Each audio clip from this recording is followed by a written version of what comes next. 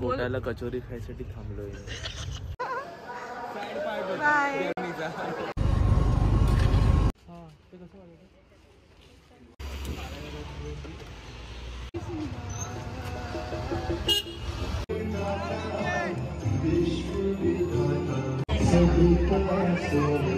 Joker ये वाली joker जो कार्ड हम लोग कहते हैं, जोकर कार्ड का है. चलो भाई सिटी स्लीप आपके बंद कर लो भाई. हाय. वॉटर स्ट्रीम आहे आणि इथे पाठीमागे टेंट्स आहेत.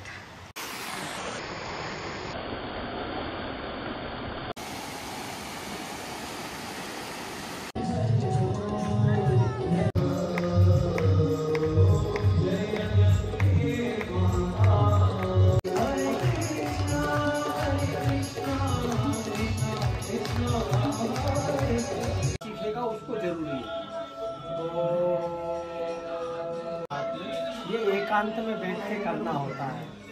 जो यहाँ महसूस हो रहा है ना वो यहाँ तक महसूस हो. एका वर्षानंतर मी माझ्या आवडत्या ठिकाणी जाते, त्यामुळे मी खूप एक्सायटेड आहे. आणि ह्या ट्रिपला आम्हा दोघांसोबत माझा दादा आणि वहिनी पण असणार आहेत, जिने मला ट्रेनमध्ये बसल्या बसल्या हे हळदी कुंकवाचं वाण दिलं. महाराष्ट्र आणि गुजरात क्रॉस केल्यानंतर लँडस्केप काही असे दिसायला लागतात. Good morning. आम्ही आता हरिद्वार चाललोय आणि तिथून ऋषिकेश जाणार आहोत. दिसतंय की नाही दिसतंय. आणि आता रतलाम स्टेशनला उतरलोय. बाकी 3 दिवस आम्ही जे जे करू ते सगळं मी तुमच्यासोबत शेअर करणार आहे. So stay tune. ट्रेनने प्रवास करत असताना वेगवेगळे सहप्रवासी आपल्यासोबत जोडले जातात. असेच फार गोड 3 मित्र आम्हाला भेटले या ट्रिपच्या प्रवासात. आणि संपूर्ण दिवस घालवायला करमणूक म्हणून आम्ही मस्त पत्ते खेळलो. कोटाला कचोरी खायसाठी थांबलोय.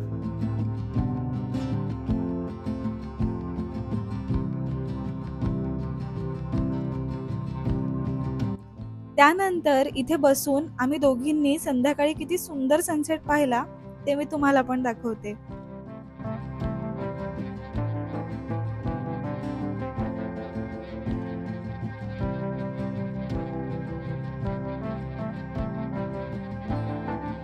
आणि रात्री डिनर नंतर या गोंडस माणसांना सी ऑफ करायची वेळ झाली, कारण ते मथुरेला उतरणार होते. बाय.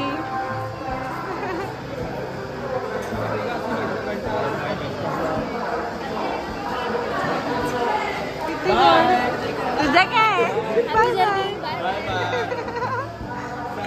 बाय. आणि आम्ही हरिद्वारला उतरल्यावर लगेच स्टेशनच्या बाहेरच्या एका हॉटेलमध्ये ब्रेकफास्ट केला आणि शेअर ऑटोने आलो गोस्ट ऑफ हॉस्टेल ऋषिकेशला. इथे आमचं 3 नाईट्सचं बुकिंग होतं आणि हा होता डॉर्मेटरीच्या बाल्कनी मधला व्ह्यू.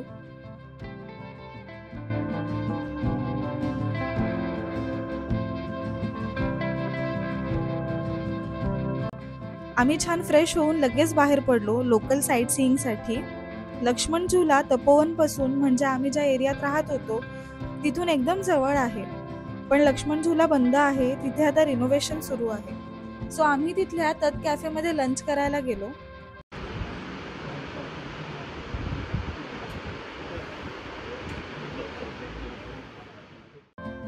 आणि ह्या व्ह्यू समोर आम्ही दुपारच्या जेवणाचा आनंद घेतला आणि त्यानंतर ह्या छोट्याशा कॅफेमध्ये चहा घेऊन लगेच परमार्थ निकेतनला होणाऱ्या गंगा आरतीसाठी निघालो.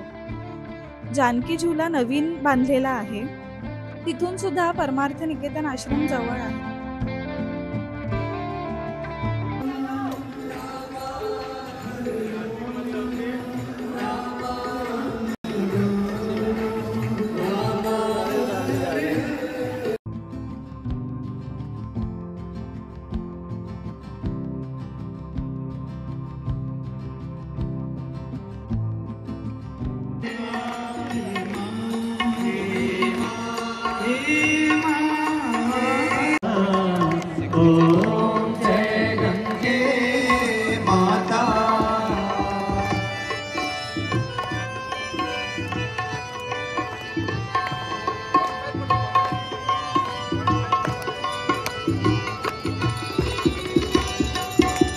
चंद्र से ज्योत तुम्हारी जल निर्मल आकाश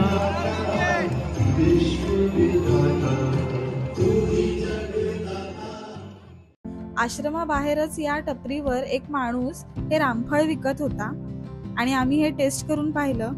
हे तिथलं एक लोकल फ्रूट आहे, खूप छान लागतं. तुम्ही पण नक्की ट्राय करा जर तुम्ही ऋषिकेशला आलात तर. हे एक शॉप तिथल्या मार्केटमध्ये मी पाहिलं. इथे खूप सुंदर पितळेच्या मूर्त्या होत्या. आम्ही रात्री स्ट्रीट फूड खाऊन पोट भरायचं ठरवलेलं, त्यामुळे आधी आलू टिक्की चाट घेतलं आणि बाजूच्या स्टॉलवरून सोया आणि मशरूम चाप खाल्ले. हे सुद्धा तुम्ही ट्राय करा. आम्हाला या दोन्ही डिश खूप आवडल्या. गंगा किनारी बसून डिनर केल्यानंतर हॉस्टेलला आलो तेव्हा बॉन फायर जवळ मस्त मैफिल जमा झाली होती. त्यातल्या एका हौशी कार्यकर्त्याने आम्हाला एक गेम सांगितला आणि आम्ही त्यांच्यासोबत थोडा वेळ गेम एन्जॉय केला. चलो भाई, सिटी स्लीप, आंखें बंद कर लो. एक बार वापस रूल आप डेड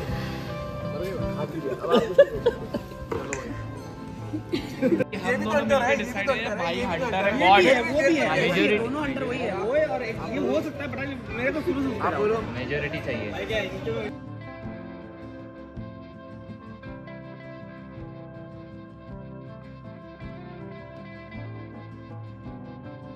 The next day. काय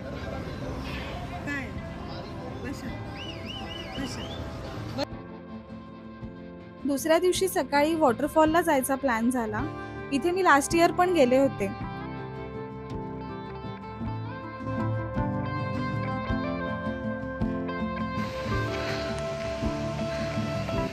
एक 20 मिनिटांनंतर इथे टेंट्स पण आहेत, कॅम्पिंग ऑप्शन्स पण आहेत तपोवनमध्ये, अप्पर तपोवनला. सो तुम्ही हे इथे पण राहू शकता.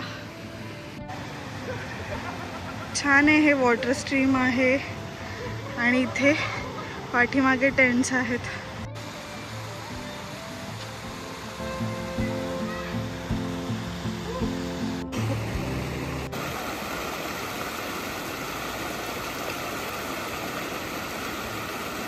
निसर्गाचे असे सुंदर चमत्कार बघत बघत आम्ही कधी पोहोचलो ते कळलं सुद्धा नाही. आणि हा आणखी एक निसर्गाचा सुंदर आविष्कार, सिक्रेट वॉटरफॉल. इतकं नितळ स्वच्छ पाणी असलेला वॉटरफॉल मी तरी अजूनपर्यंत कधीच नाही पाहिलेला. आणि तिथे आमच्या व्यतिरिक्त मोजकीच माणसं होती, तीही वरच्या बाजूला. त्यामुळे हा संपूर्ण नैसर्गिक स्विमिंग पूल फक्त आम्हालाच मिळाला होता. आम्हाला दोघांना सर्दी झालेली, त्यामुळे आम्ही पाण्यात नाही उतरलो. पण ही जागा मी नक्की रिकमेंड करीन.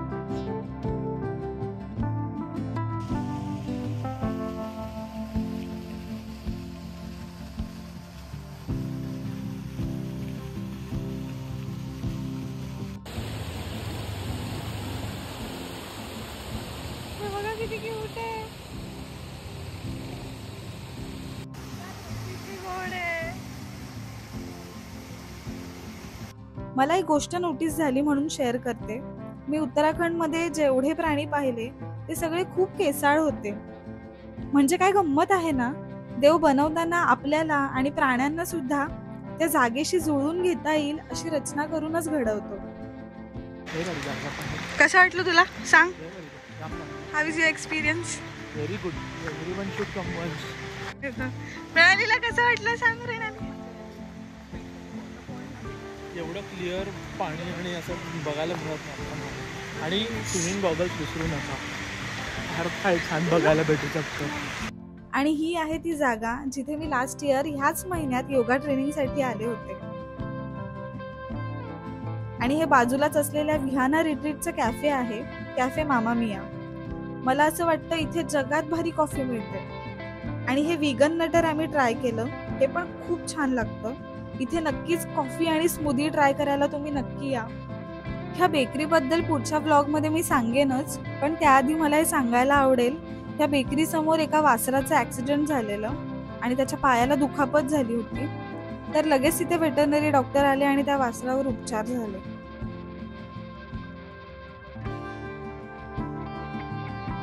त्यानंतर आम्ही छोले कुलचे आणि त्या बेकरीमध्ये घेतलेली चॉकलेट पेस्ट्री आणि बनाना पाय खाऊन हॉस्टेलला गेलो आणि फ्रेश होऊन संध्याकाळच्या गंगा आरतीसाठी त्रिवेणी घाटला जायला निघालो.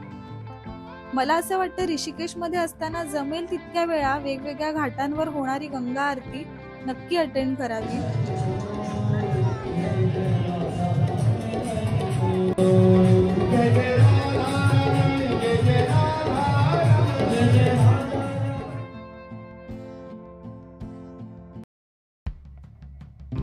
इथे गंगा आरतीच्या आधी धार्मिक कार्य सुद्धा होतात.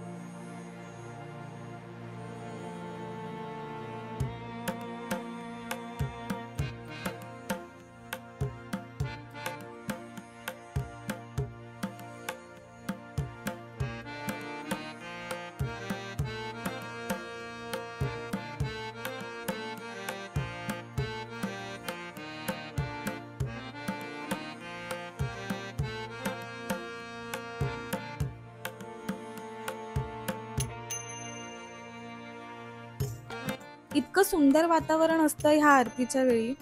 आणि त्रिवेणी घाट तर आरतीपेक्षाही त्यानंतर होणाऱ्या भजन संध्येसाठी फेमस आहे. इथे आरतीनंतर आलेले सगळे भक्त भजनात पण सामील होतात. इथे मी जे अनुभवलंय ते मी कधीच विसरणार नाही. राम जप ऐकून अक्षरशः डोळ्यात पाणी येतं.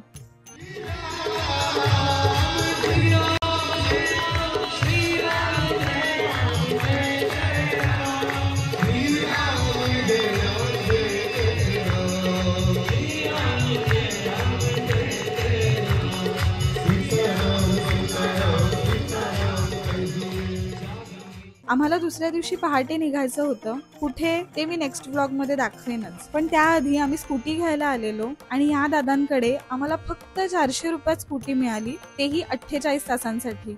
म्हणजे आज रात्री 9 ते परवा सकाळी 9 वाजेपर्यंत. स्कूटी घेतल्यानंतर हॉस्टेलला जाण्यापूर्वी आम्ही लक्ष्मण झुला जवळच्या मार्केटला गेलेलो. तिथे आम्ही थोडी शॉपिंग पण केली. मी सुद्धा ही earrings, fridge magnet, prayer flags आणि हा छोटासा गणू बाप्पा घेतला. आणि इथे आमचे ऋषिकेश मधले पहिले 2 दिवस संपले. शेवटच्या दिवशी आम्ही काय काय केलं ते मी नेक्स्ट व्लॉग मध्ये सांगेनच. पण त्याआधी तुम्हाला मी त्याचा प्रीकॅप नक्की दाखवेन. या व्लॉग मध्ये तुम्हाला नक्की काय आवडलं ते मला नक्की कमेंट करून सांगा. हा व्लॉग आवडला असेल तर लाईक करा आणि जास्तीत जास्त शेअर करा आणि चॅनलला सबस्क्राईब करायला विसरू नका. थँक्यू. बाय.